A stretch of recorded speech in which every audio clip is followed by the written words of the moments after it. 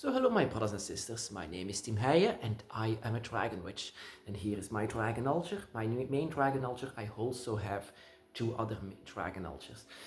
And yeah, I'm a dragon witch and that is what I call myself. And this is not an official name and blah blah blah, I already said it.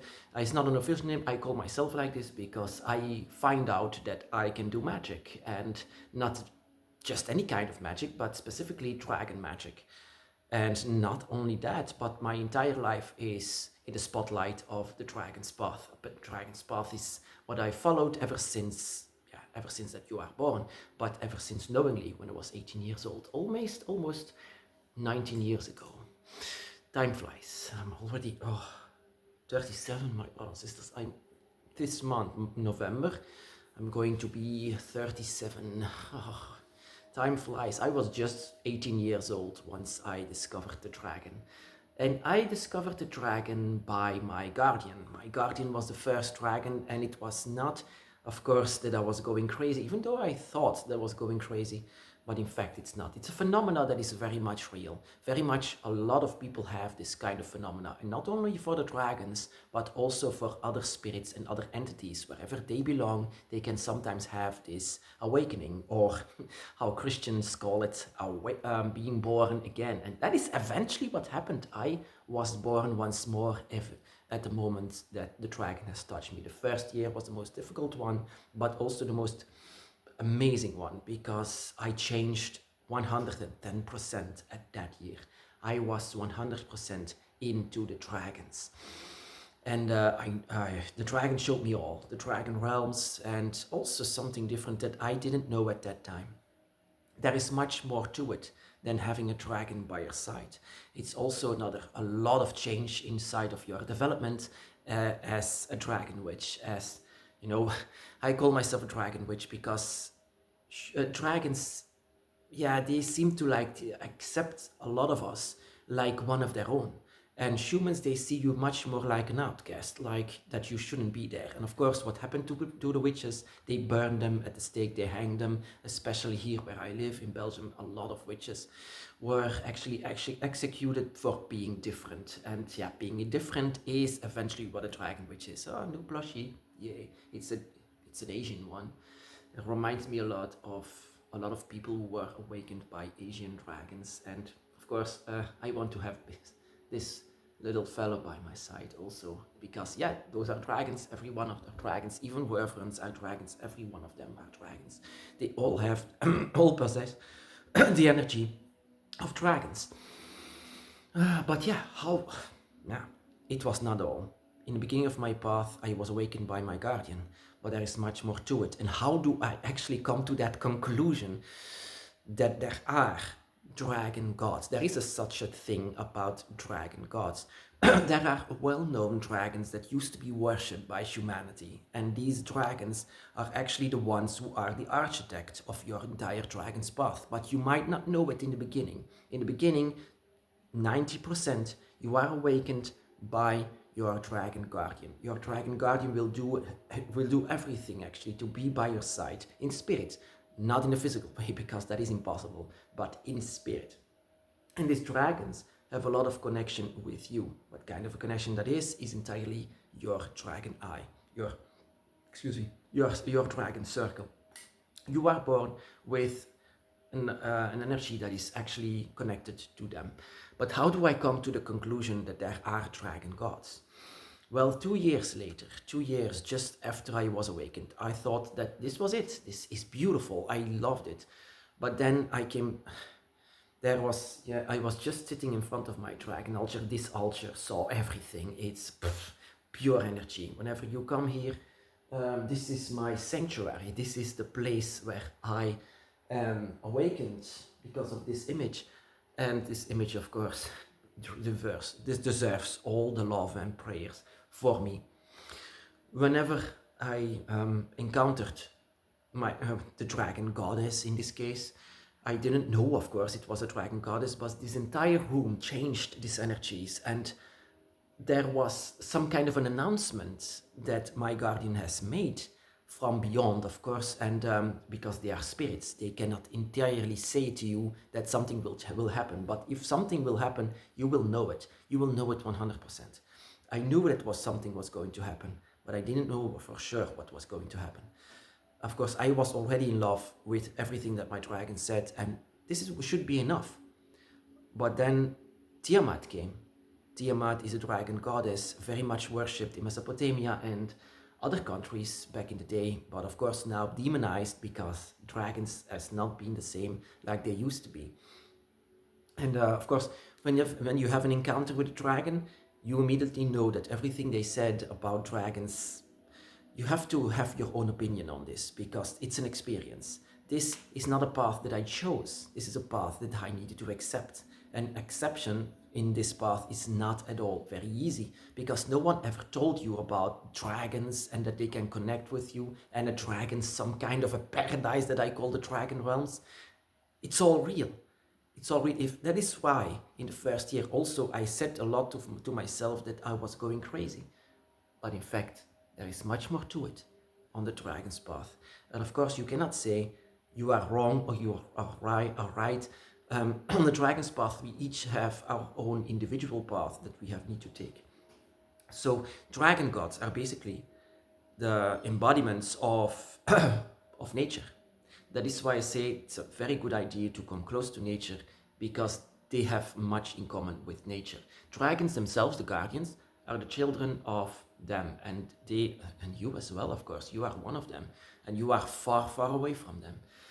And they used to worship these dragons as elemental spirits, elemental gods. Of course, in the current religions, they call it more like yeah, they basically demonized them because it was not theirs, but they didn't understand them. I call them gods because whenever Tiamat came, I felt the forests and I felt nature, and I could even smell the leaves, I could even smell the rivers, and I could feel life inside of the rivers. This entire room, not this room, but it was my first room, in front of this altar. I was like inside of a forest. It seemed like inside of a forest the first time that I've encountered the goddess. Of course, I didn't know it was the goddess, but everything changed. It was a phenomenon that I actually cannot explain or describe in words. The words would not do it justice to the first time that I've ever encountered Tiamat. And later on, I also had these visits from the other energies, you can say, the other gods, you can say. But Tiamat stayed the most with me because it seemed like she was very much connected. I could even understand whatever she was saying. If I say this to someone else who is not on the dragon's path, they will all declare me crazy, and I understand why, because the first 7 years I remained quiet with this path, because I was actually ashamed that how humans actually would judge me for all of these encounters that I had with dragons and with dragon gods. I call them dragon gods because it's nature, and nature made it all. Then another word for Tiamat is she who gave birth to all, and that is eventually what I felt. I felt so much life within her. I felt that it's a spiritual encounter. But from the moment that I encountered Tiamat, I could immediately say that all of these religions are not true. And that is simply because all of these religions are based on books and ancient things, but not on experience. And that is what the Dragon's Path is different in. It's all about experience. I call them gods because that is how actually humans should call them. Because humans actually don't see gods in a face like this. They don't see gods in a face like this. They only see a god in a face like this. With that, I mean humans. Whenever I see, for example, Jesus is a human. Whenever I see other worshipped people, they're people, not them. So I didn't know about this. And from one moment to another, I encountered an energy that is far beyond understanding, human understanding. Time was different at that moment. Time worked different at that moment whenever I had this encounter. It was like I was asleep and yet I was not. It seemed like I was waking in two different places. and that time worked differently, but also the smell was different. And it was like I could smell her. I could even, sometimes it seems like she was touching me, and that feeling is indescribable. Whenever a god or a goddess try to touch you and they have a very much a connection with you, it seems like they connect with their children. And that is why I say to you, why I sometimes say to you, dragon gods you are a child of the dragon god. And whenever I had this, whenever she touched me, it felt like wow, there, there is nothing in this world more that I would love to call a god than you. And that is what I could actually say. That is one of my first words that I actually tried to say to Tiamat was, can I pray for you? Can I please pray for you? But it was not about praying. It was about talking, speaking, living, that you should breathe. Everything that you think, she will understand, she will know. She could have been with you before, but she waited until the time that you will might more understand. Whenever your dragon guardian has come to you, you understand a bit more. He was teaching you all the way, and later on she came to know, let herself know herself. And everyone will have a different encounter with the dragon gods. They might wait, or they will come together with your guardian. Or sometimes, in some cases, they come before your guardian. But that, like I said, it depends on your dragon eye, it depends on your path, it depends on who you are and how you will respond. The dragon gods know you much more than you know yourself. And that is why they have some kind of a plan for you, a plan that they might wait or come together with your guardian, or maybe before it. And with me, it was 2 years after my encounter with my guardian. And it was the most beautiful thing that I've ever said. And the only thing that I could actually say inside of my head was goddess, goddess. And I looked it up, and it seemed like she was a very much worshipped deity back in the day that is being called Tiamat. And that is the same thing with Fafnir, Quetzalcoatl, Leviathan, and all of the other dragon gods.